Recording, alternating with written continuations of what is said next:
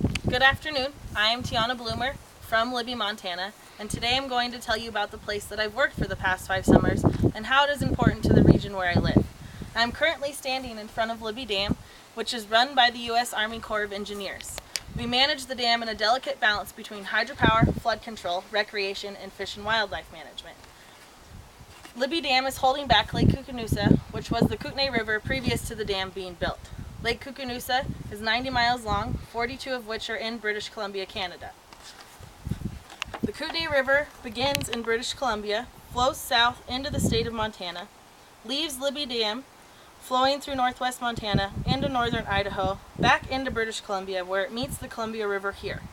One unique thing about the Kootenai River is that it is one of the few rivers that begins in Canada, flows through the U.S., and then ends in Canada. One of the features of the Pacific Northwest is the amount of water we have here.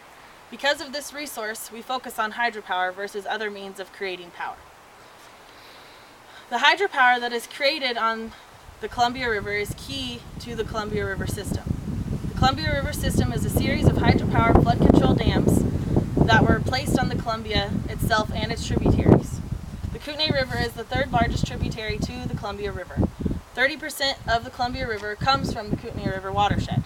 So why was this place built? One of the problems of having this much water is annual flooding. In 1948, a massive flood of the Columbia River system led to 10 other flood control dams being built. Since damming the Kootenai River would affect both the United States and Canada, it required a treaty between the two countries. The Columbia River Treaty was ratified in 1964, then construction started on the dam in 1966. The first generator in our powerhouse was put online in 1975. Libby Dam is what they call a headwater dam, meaning that it is built in the mountains rather than being closer to the ocean. Also, that means that this dam will reach will gather the first of the snowmelt. We are also a major storage facility of the Columbia River water. As you can see, Libby Dam is not a small dam. We are 422 feet tall from bedrock to top, over a mile wide, over half a mile wide, and as I said earlier, holds 90 miles of 300 plus feet deep water behind it. There are 16 other dams between Libby Dam and the ocean. This means that the water that leaves the dam will be used to produce power 16 other times before it reaches the Pacific Ocean. The Columbia River system produces 65% of the power to the Pacific Northwest. Libby Dam has 5 generators that can produce 600 megawatts, which means that every day we have the ability to produce enough power to power 600,000 homes. Another mission of Libby Dam is recreation. If you build it, they will come. Building a dam forms a lake, and we all know how many people love playing on the water. Lake Koocanusa is a great resource for fishermen and boaters. People from all over come here to enjoy our beautiful mountain paradise. It has international popularity as most of our visitors come from Canada and is used as a summer playground. Fishing is popular not only on the lake but also on the river. Right behind me was where the Montana state fish record rainbow trout was caught. It was 33.1 pounds and bigger than a small child. Although flood control is the primary reason that Libby Dam was built, but most of what we deal with today has to do with endangered fish species management, specifically the Kootenai white sturgeon. The sturgeon is an ancient fish that has been around since before the days of the dinosaurs.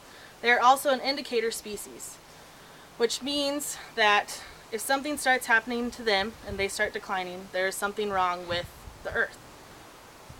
So, in the case of the sturgeon on the Kootenai, after the construction of the dam, the habitat changed and there has not been a successful spawn of the sturgeon in the wild.